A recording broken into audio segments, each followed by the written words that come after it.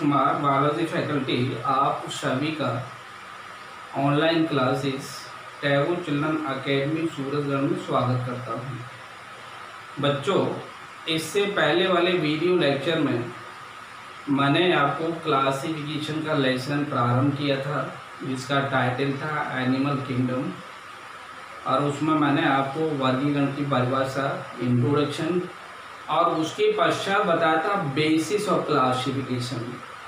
वर्गीकरण के आधार, वर्गीकरण हम किन बिंदु के आधार पर कर रहे होते हैं, जंतुओं को या जीवों को किस बिंदु के आधार पर हम क्लासिफाइड या वर्गीकृत कर देते हैं। इसमें पहला मैंने आपको पॉइंट बताया था कोशिकीय संरचना के आधार पर, जिसमें आपको दो उपजगत बताए थे, प्रोटोजोआ, मेटाजोआ। इसके पश्चात मैंने बताया था शारीरिक संगठन के स्तर के आधार पर, जिसे 4 भागों में बांटा गया था: जीव द्रव्य स्तर, ऊतक स्तर, कोशिकीय स्तर और अंग एवं अंग तंत्र स्तर। इसके बाद तीसरा पॉइंट मैंने आपको बताया था शीलोम, किसके आधार पर? गुहा के आधार पर, जिसमें जंतु आगुही होते हैं, कूट गुहिक होते हैं और वास्तविक गुहा वाले होते हैं। इसी के साथ नेक्स्ट पॉइंट आपको बताया गया था सममिति के आधार पर, जिसमें मैंने सममिति भी आपको 3 प्रकार की बताई थी, जिसमें असममिति, अरीय सममिति और द्विपार्श्व सममिति। ठीक है। इसके पश्चात आपको बताया था भ्रूणीय परिवर्धन के आधार पर या भ्रूणीय गुदा और मुख की उत्पत्ति के आधार पर 2 नाम दिए थे, प्रोटोस्टोमिया और डिप्टेरोस्टोमिया। ठीक है। आज देखिए हम नेक्स्ट पॉइंट लेते हैं, जो छठा पॉइंट है, जिसका नाम है सेगमेंटेशन या विखंडन। सेगमेंटेशन या विखंडन का मतलब होता है शरीर में विखंडी भवन का पाया जाना, अर्थात वे जंतु समूह जिनमें शरीर में खंडी भवन पाया जाता है या विखंडन पाया जाता है।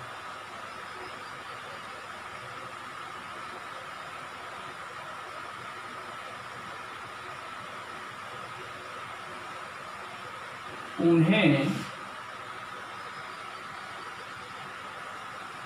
2 भागों में बांटते हैं।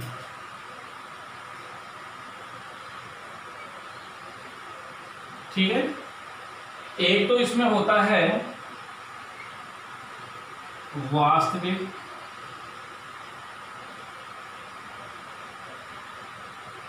सेगमेंटेशन या विखंडन, और दूसरा होता है सतही विखंडन। सतही विखंडन इसको कह रहे होते हैं सुपरफिशियल सेगमेंटेशन। ठीक है ना। अर्थात इसमें वे जंतु समूह आते हैं जिनका शरीर खंडों में बटा होता है, बाहर तथा अंदर दोनों तरफ या फिर केवल बाहर की तरफ। अब इसमें देखिए पहला नाम दे रखा है, जिसको कह रहे होते हैं मेटामेरिक सेगमेंटेशन।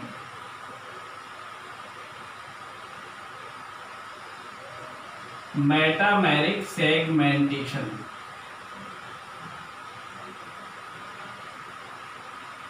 इसको कह रहे होते हैं वास्तविक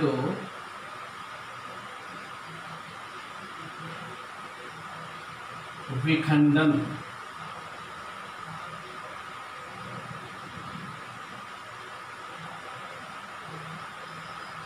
वास्तविक विखंडन। ठीक है। क्या होगा इसमें?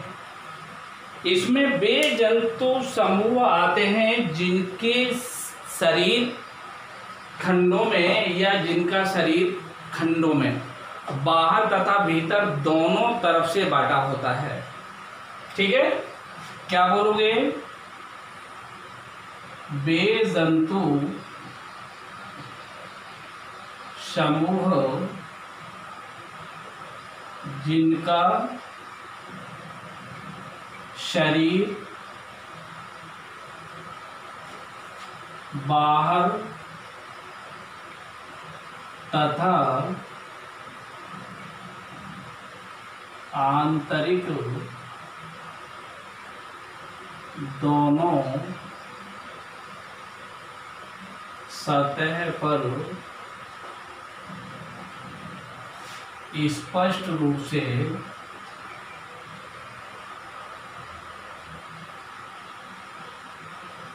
खंडों में बटा होता है। खंडों में बटा होता है।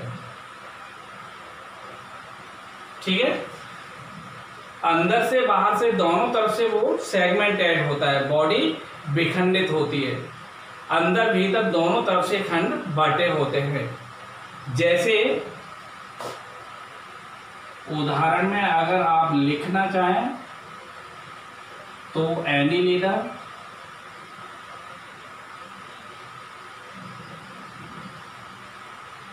दूसरा लिख सकते हैं आर्थ्रोपोडा,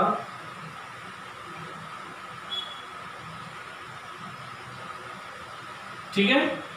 एनीलिडा में देखिए आप नाम दे सकते हैं केंचुए का, केंचुआ आपने देखा होगा बरसात में रेंगता हुआ, लिखना चाहो तो।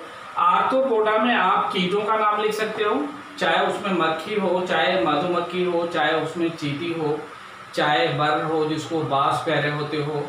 इसके अलावा टिड्डी का नाम जो ग्रास हॉपर होता है, आजकल देखा होगा टिड्डी प्रकोप काफी चल रहा है, तो आप टिड्डी का नाम भी लिख सकते हो। कौन से वाले फाइलम में? आर्थ्रोपोडा में, ठीक है ना।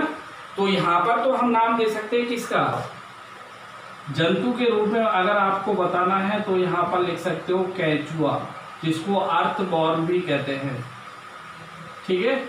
और यहाँ पर नाम लिख सकते हो मधुमक्खी या केवल मक्खी, जिसको कहा जाता है मस्का डोमेस्टिका, ठीक है।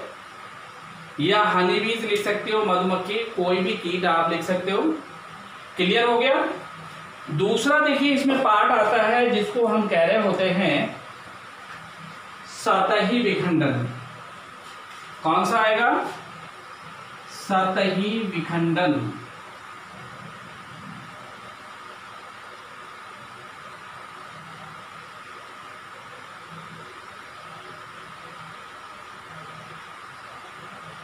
और इसको कहा जाता है सुपरफिशियल सेगमेंटेशन। सुपरफिशियल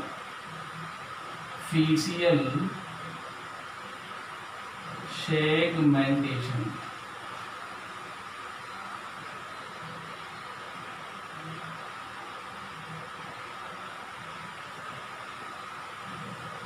ठीक है। इसमें आप क्या बता रहे होते हैं? वे जंतु समूह या वे जंतु जिनका शरीर केवल ऊपरी सतह से विखंडीकृत होता है, आंतरिक सतह से विखंडीकृत नहीं होता। वे जंतु जिनका शरीर बाहरी सतह से विखंडीकृत होता है,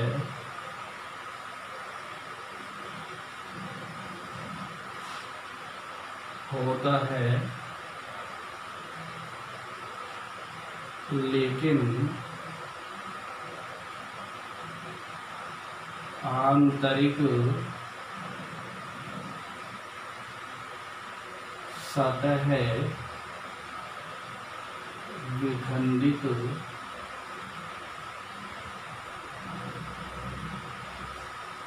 नहीं होती।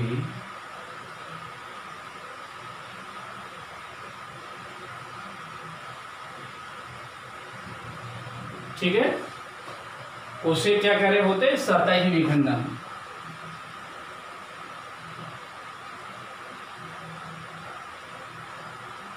सतही विखंडन कहा जाता है।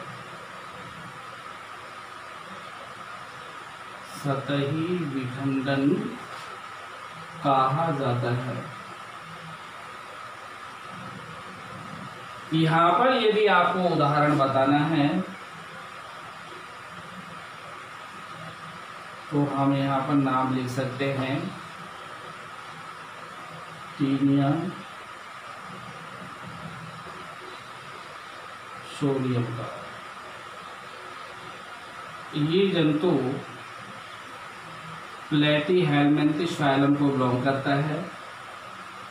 चपटा होता है, ऊपर से इसमें खंड स्पष्ट रूप से दिखाई दे रहे होते हैं, लेकिन इसमें आंतरिक विभाजन खंडों का नहीं होता है। ठीक है, अधिकतर आपने देखा होगा जो ये गाय भैंस के जो बछड़े बच्चे होते हैं उनमें जब फीडिंग होती है, मिल्क फीडिंग होती है, दूध ही ले रहे होते हैं, उसमें आपने देखा होगा उनके डंग में बड़े बड़े इस तरह के एनिमल दिखाई, वो इस तरह के जंतु दिखाई दे रहे होते हैं जिनको हम टीनिया सोडियम नाम दे रहे होते हैं। ठीक है, इसके पश्चात देखिए लेते हैं नंबर 7 जो वर्गीकरण का आधार है, उसे लिखा जाता है जनन स्तर।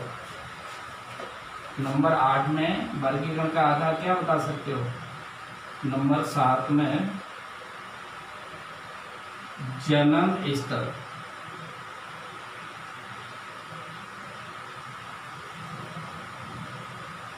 ठीक है, इनको जर्मिनल लेयर्स भी कह सकते हैं, जर्म लेयर भी कह रहे होते हैं।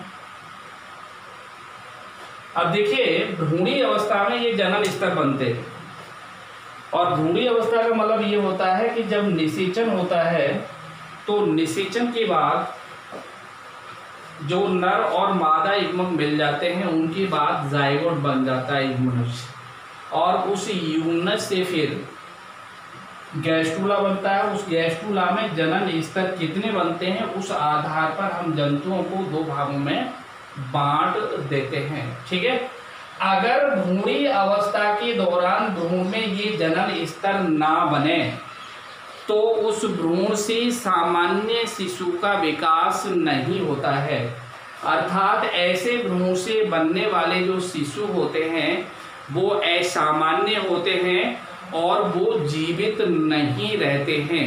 ठीक है ना, तो इसलिए यहाँ पर ये कहा जाता है कि जब भ्रूणीय विकास होता है तो ये जनन स्तर 3 बनते हैं, बाह्य जनन स्तर, मध्य जनन स्तर और अंतः जनन स्तर। और जनन स्तरों से ही क्या होता है, उस भ्रूण से बनने वाले शिशु के अंदर अंगों का विकास होता है, ऑर्गेनोजेनेसिस। जो अंग बनते हैं, चाहे नाक हो, आँख हो, मुख हो, सिर हो, हाथ हो, फिंगर्स हो, पैर हो, ये सारे जो ऑर्गन्स बनते हैं शिशु में, ये सारे किसके द्वारा बनते हैं? भ्रूणी अवस्था के दौरान जनन स्तरों के द्वारा। अगर ये जनन स्तर उस भ्रूण में किसी कारण से विकसित नहीं होते तो आप ये मानिए कि उस भ्रूण से बनने वाला जो शिशु होगा, यंग वंश होगा, वो सामान्य नहीं होते हैं, एब नॉर्मल होते हैं। और ऐसे जो बच्चे होते हैं वो जन्म के पश्चात कभी सर्वाइव या जीवित नहीं रहते, क्योंकि वो स्ट्रक्चरल और आनुवंशिक दोनों रूप से कैसे होते हैं? असामान्य होते हैं। ठीक है, अब देखिए यहां पर ये कहा जाता है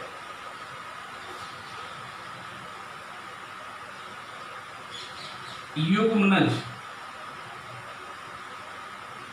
जो निषेचन के बाद बनता है, इसको कहते हैं जायगोट। जायगोट से गैस्ट्रुला,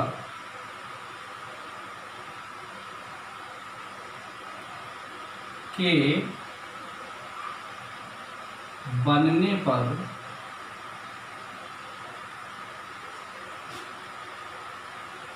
जनन स्तर बनते हैं,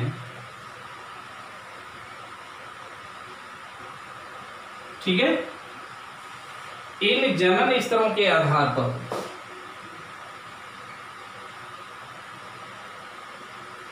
इन जनन स्तरों के आधार पर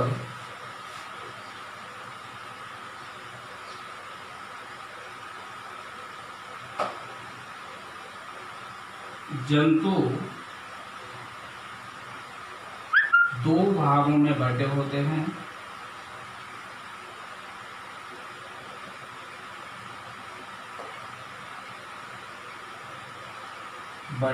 हैं। जैसे द्विस्तरीय या द्विकोरकी,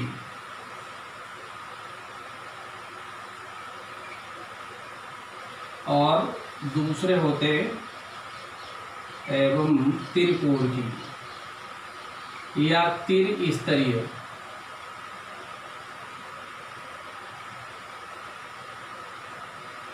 ठीक है। द्विकोरकी को कहा जाता है डिप्लोब्लास्टिक, द्विजनन स्तरीय। क्या बोलेंगे इसको? डिप्लोब्लास्टिक मीन्स द्विजनन स्तरीय। अर्थात इसको हम एग्जाम्पल में इस तरह से हेडिंग दे सकते हैं। द्विकोरकी को क्या लिखेंगे? डाई या डिप्लोब्लास्टिक, डिप्लोब्लास्टिक।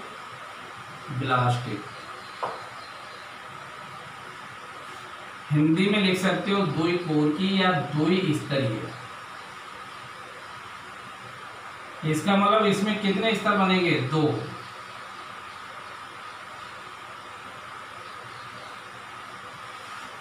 ठीक। क्या बताओगे? इन जंतु समूह में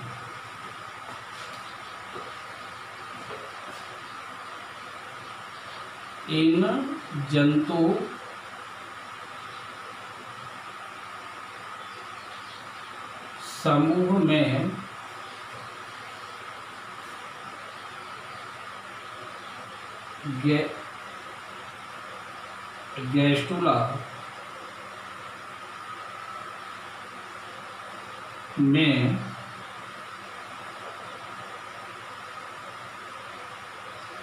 भ्रूणीय परिवर्धन के दौरान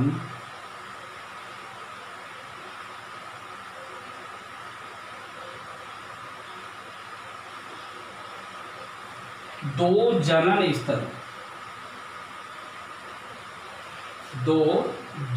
स्तर बनते हैं।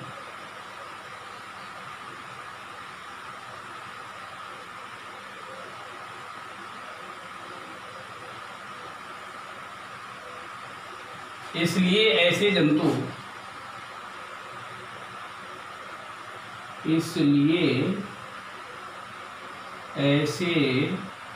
जंतु क्या कहलाएंगे? द्विकोरकी या द्विस्तरीय। द्विकोरकीय कहलाते हैं। ठीक है। 2 जनन स्तर इनमें कौन कौन से बन जाते हैं? एक बाह्य जनन स्तर,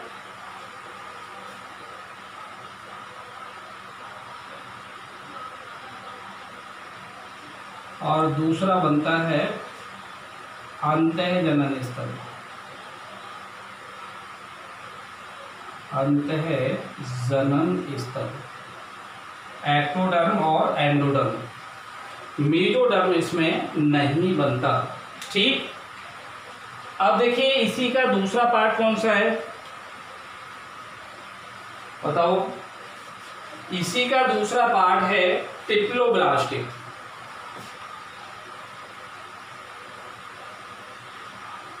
ट्रिप्लो का मतलब होता है 3, डिप्लोब्लास्टिक। और इसको कह सकते हैं त्रिकोणीय, त्रिकोणीय। ठीक है ना, द्विकोणीय और त्रिकोणीय। क्या बताओगे इसमें? इसमें सेम वही, लेकिन स्तर कितने बताने हैं? 3 बताने हैं। अर्थात इन जंतु समूह में गैस्ट्रुला में कितने स्तर पाएंगे? इन जंतुओं या जंतु समूह में गैस्ट्रुला में 3 जनन स्तर बनते हैं। 3 जनन स्तर बनते हैं। ठीक है, एक बाह्य जनन स्तर,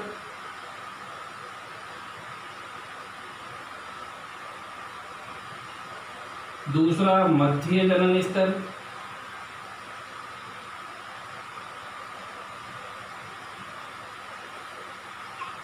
और तीसरा अंतः जनन स्तर।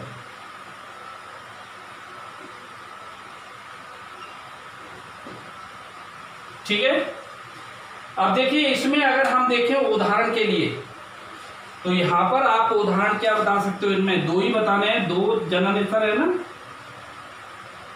तो यहां पर उदाहरण में एक तो क्या आते हैं? पॉरीफेरा, चाहो तो आप लिख सकते हो स्पंज, और दूसरे आते हैं सीलेंट्रेटा, चाहो तो आप लिख सकते हो हाइड्रा।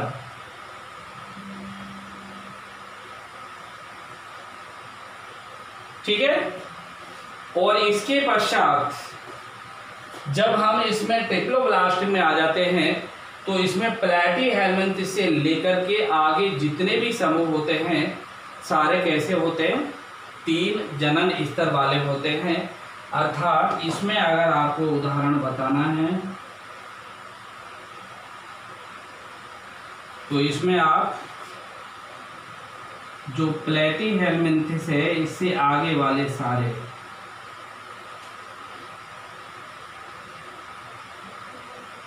या फिर चाहो तो एनिमल के रूप में बताना चाहो तो फिर सिंपल ऐसे भी कह सकते हो, जिसमें आपके एनीलिडा, आर्थ्रोपोडा,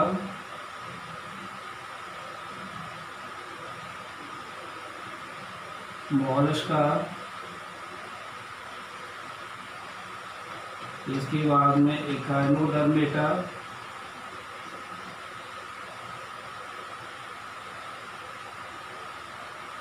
और फिर सारे कॉर्डेटा।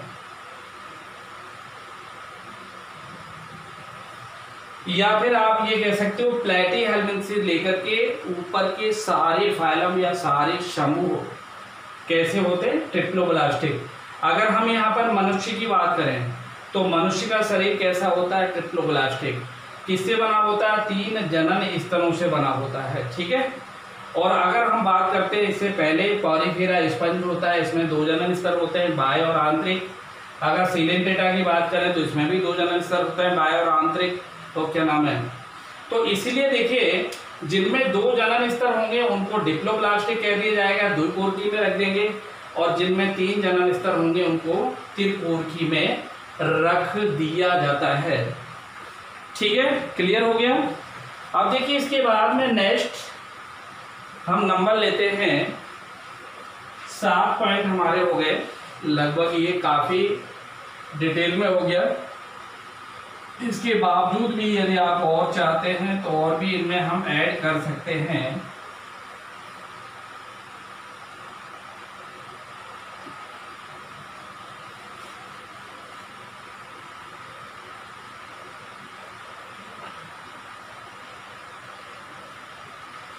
जिसमें अपन कौन सा पार्ट लेंगे?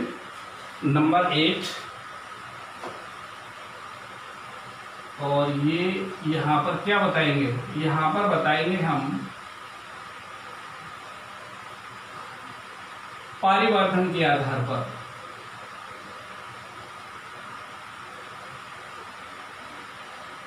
परिवर्धन के आधार पर,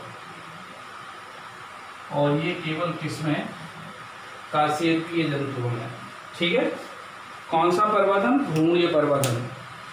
कौन सा परिवर्धन, भ्रूणीय परिवर्धन। ठीक है, अब देखिए भ्रूणीय परिवर्तन के आधार पर हम कशेरुकी प्राणियों को, इसमें केवल अकशेरुकी नहीं लेंगे। कशेरुकी का मतलब मैंने बार बार आपको बताया था, वे जंतु जिनमें हमें ये महसूस होता है कि हड्डियों से बना हुआ ढांचा है, वो सब किस में आ जाते हैं, कशेरुकी में। और जिनमें हड्डियों से बना हुआ ढांचा नहीं होगा वो कशेरुकी में नहीं आते, वो किस में होते हैं, अकशेरुकी में होते हैं। अर्थात उनको हम नॉन कॉर्डेट या इनवर्टिब्रेट कह देते हैं। ठीक है, तो यहाँ पर देखिए परिवर्तन का मतलब है, हम लिख सकते हैं इसको भ्रूणीय परिवर्धन के आधार पर कौन से प्राणी, कशेरुकी प्राणी, कशेरुकी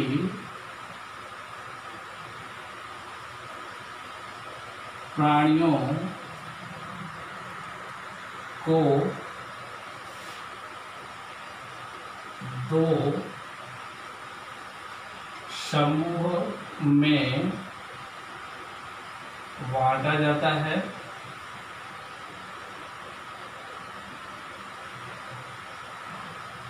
एक समूह होता है जिसको कह रहे होते हैं एमनियोटा। कौन सा समूह होता है, एमनियोटा।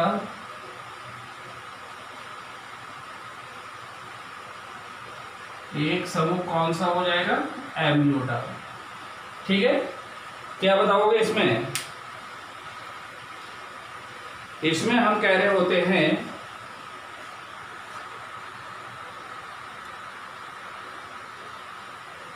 वे जंतु समूह जिनमें भ्रूणीय परिवर्धन के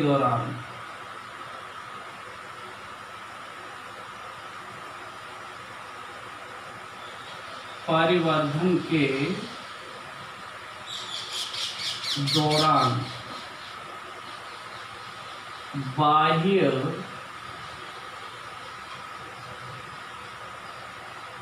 भ्रूणीय झिल्ली एमनियन का विकास होता है,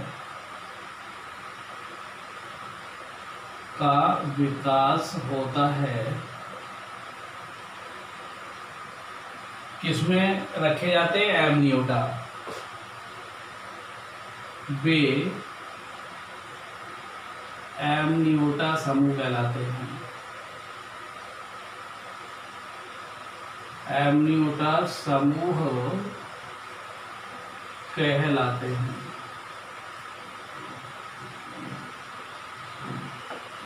ठीक है, उदाहरण में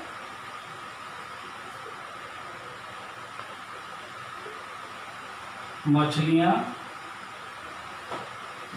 नहीं, यहाँ पर सरीसृप,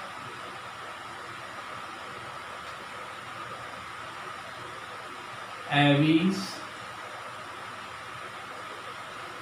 और स्तनी,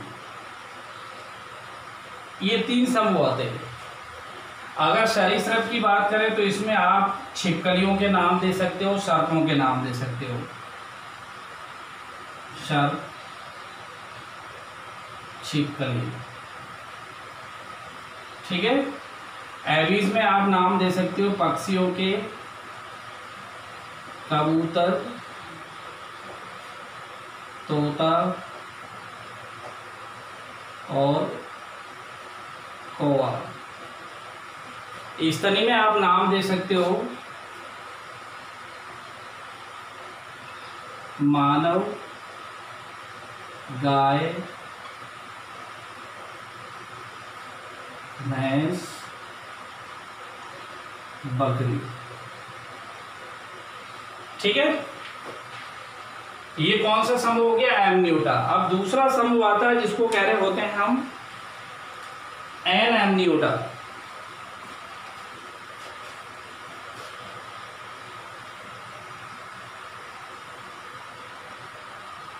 एनएमनियोटा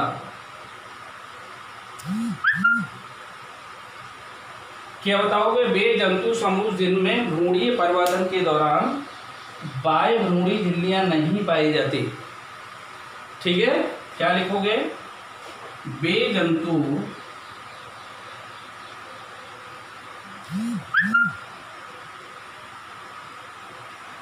जिनमें भ्रूणीय परिवर्तन के दौरान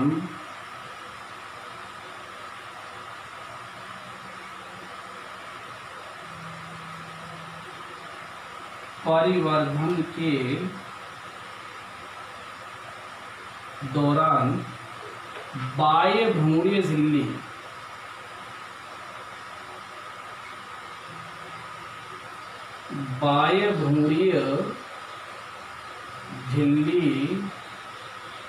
एक्स्ट्रा एम्ब्रियोनिक मेम्ब्रेन एमनियन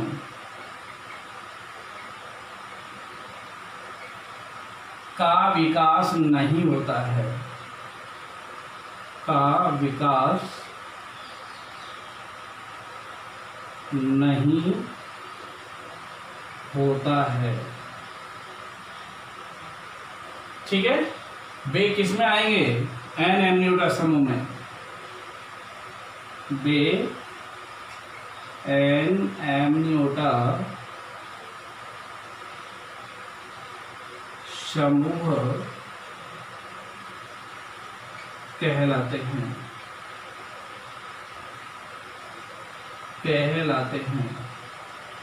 ठीक है, इसमें देखिए हमें उदाहरण देना है या एग्जाम्पल देना है। इसमें हम नाम दे सकते हैं किसका? पीसीज का, जिनको हम मछलियां कहते हैं। किसका नाम दे सकते हो? मछलियां कौन से समूह में आती हैं? पीसीज। ठीक है, इसके बाद हम नाम दे सकते हैं मेढक का। ये किस में आता है? उभयचर में। ठीक है, अर्थात इनमें भ्रूणीय परिवर्तन के दौरान एक्स्ट्रा एम्ब्रियोनिक मेम्ब्रेन एमनियन नहीं पाई जाती, इसलिए इनको एनएमनियोटा में रखते हैं। अर्थात इन जंतुओं का, वर्टिब्रेट का जंतुओं का जो क्लासिफिकेशन का आधार है, बेसिस है, वर्गीकरण है, वो क्या है? एमनियन। जिनमें बन जाती है वो एमनियोटा, जिनमें नहीं बनती वो एनएमनियोटा। इनमें बनती है जो मैंने एग्जाम्पल दे रखे हैं, इनमें नहीं बनती जो एग्जाम्पल दे रखे हैं। ठीक है ना? ओके।